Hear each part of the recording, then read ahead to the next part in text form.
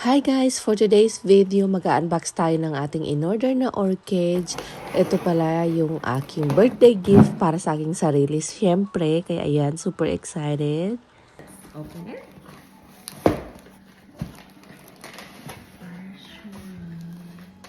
Oh my God, they're so big.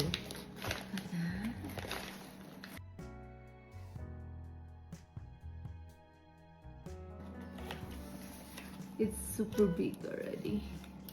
You see that? And comes with a baby. Here's the baby. Wow, it's super big. Fruits are okay. So excited. There you go. Next one is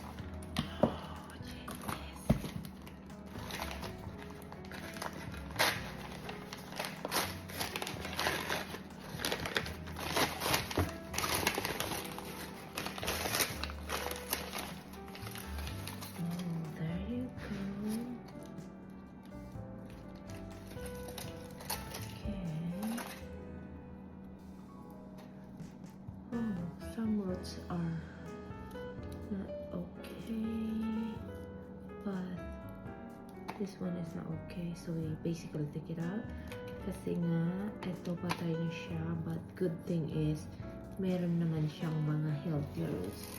You can see there. So yeah, it's super big. That one.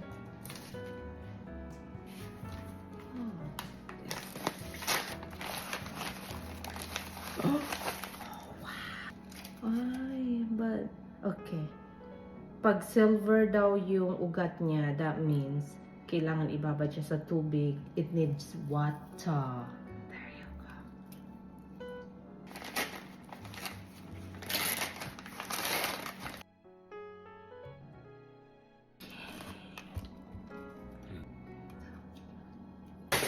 Thinking, I don't know this.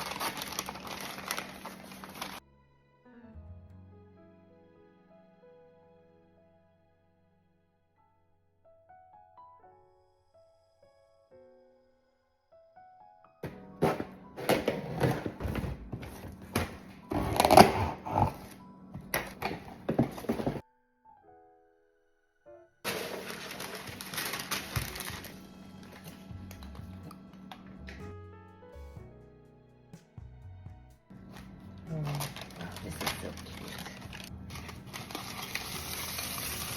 So yeah. Ta-da! Marami-dami. Okay. Yan, ililipat natin siya.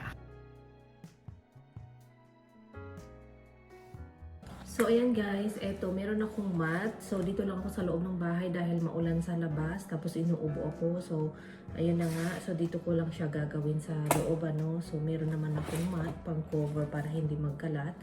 So, ang gagawin natin is tatanggalin ko yung mga patay na roots niya para malinis natin bago natin ito ipating, ano. So, meron akong clear pot. So, dito ko siya ilalagay, guys. Ayan. Okay na ito pang orchids natin kasi malalaki naman yung butas sa ilalim niya. So, ayan. So, ayan guys. Tinatanggal ko isa-isa yung mga patay na ugat and then hinuhugasan ko ito para ma-sure natin na malinis, ano, at walang mga bugs na nakasabit dito. Babad ko muna siya sa tubig bago iripat. Ayan. So, ito yung mga nakuha kong patay na roots niya. Ayan. So, ayan. Ipapating na natin siya. So, ito yung aking orchids potting soil. Cute ah. Sa Temu ko in order. Ayan. Nasa $1 or something lang siya. So, diba ang cute? So, ayan. Ito. Yung binaba natin sa tubig. Ayan. Nag-green na yung kanyang ugat. Ayan. Kanina, silver ito siya. That means, kailangan niya ng water. Parang laki ng pot ko.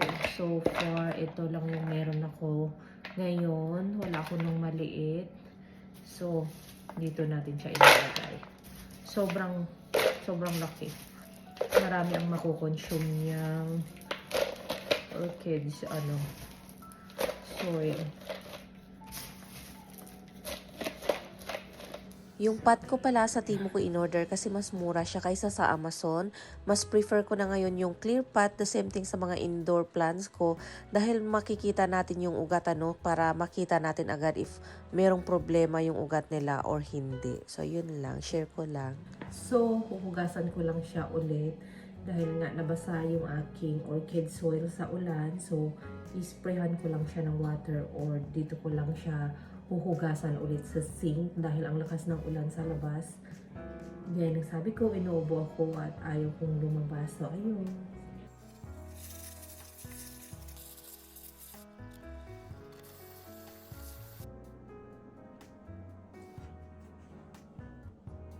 Tara! So, ayan yung ating orchids ngayon.